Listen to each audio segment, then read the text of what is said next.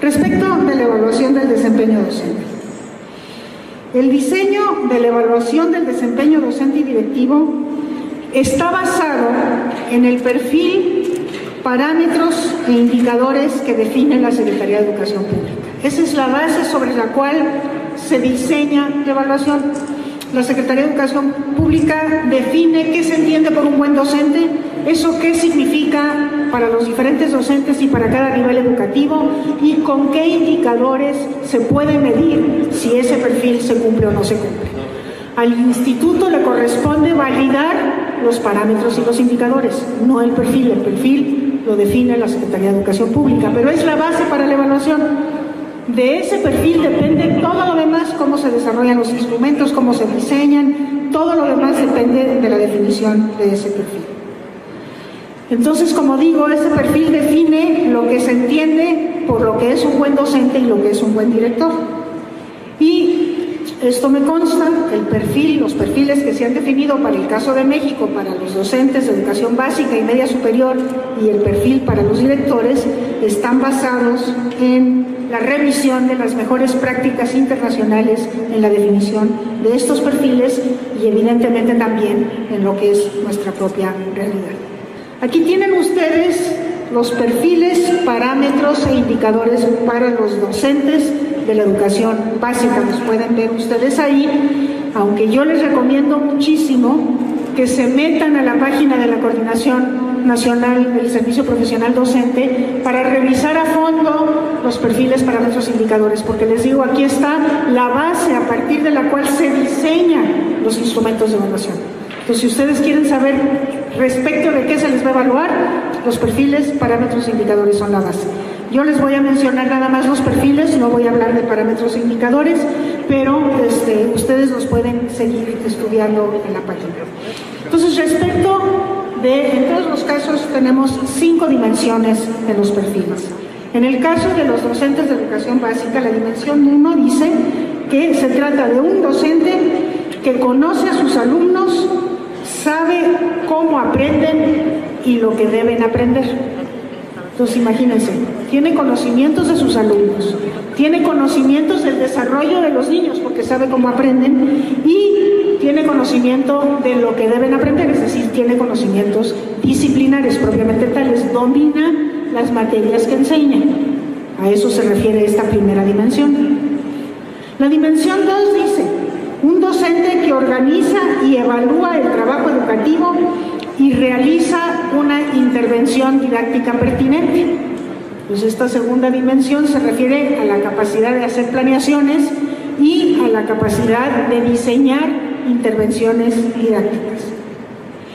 La dimensión 3 dice, un docente que se reconoce como profesional, que mejora continuamente para apoyar a los alumnos en su aprendizaje. Entonces, esta es otra de las características de todo profesional que sigue aprendiendo a lo largo de su vida profesional. La dimensión 4 dice, un docente que asume las responsabilidades legales y éticas inherentes a su profesión para el bienestar de sus alumnos. Entonces, conoce la ley y conoce los principios éticos en los que debe basar su comportamiento.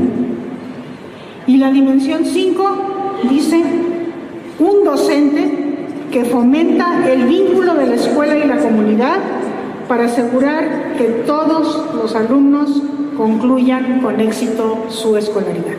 Entonces, aquí están las responsabilidades de todo docente con su escuela y con los padres de familia, todo ello referido evidentemente a que los alumnos aprendan.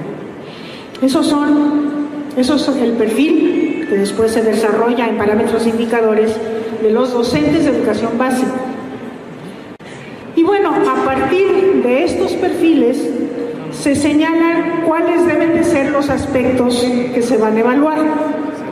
Pero el primero tiene que ver con el cumplimiento de la normalidad mínima, que ustedes bien saben que es el cumplimiento de la normalidad mínima, comenzando obviamente por la asistencia y la puntualidad, pero pasando también por la colaboración con la escuela, la participación en el consejo técnico, el estar en actividades de enseñanza durante el tiempo lectivo destinado para ello, etc. Un segundo aspecto es la planeación didáctica, es decir, si los maestros son capaces de planear una clase. Que todo maestro debe ser, independientemente de dónde trabaje, del contexto en donde esté, tiene que ser capaz de planear una clase. El tercero es el dominio de los contenidos que enseña. Únicamente de los que enseña, evidentemente, pero tiene que dominar la materia de enseñanza. El cuarto es el ambiente en el aula. Ya me refería yo a esta característica de la práctica docente que implica el poder crear un ambiente de aula propicio al aprendizaje desde el punto de vista tanto pedagógico como socioafectivo. El quinto es la capacidad de desarrollar prácticas didácticas pertinentes. Este es un punto que va a tener ciertas dificultades porque idealmente tendría que ser observado en aula y eso no va a ser posible. Ahorita les digo cómo va a ser medido. El sexto aspecto a evaluar es la colaboración con la escuela, que es muy importante porque, como digo, las funciones del docente no terminan en las cuatro paredes del aula. Y el séptimo es el diálogo que establece cada docente con los padres de familia de sus alumnos, que también es un aspecto a evaluar. Entonces, como ven ustedes, son 7 aspectos a evaluar, que esto nos acerca, digamos, a esta visión de integralidad de la evaluación de la que ya hablaba, de complejidad, de la concepción de complejidad de la práctica docente que hace que también sea compleja la evaluación. Y aquí es cómo se van a evaluar estos aspectos, con qué instrumentos o con qué etapas va a proceder el proceso de evaluación del desempeño docente. Y para el caso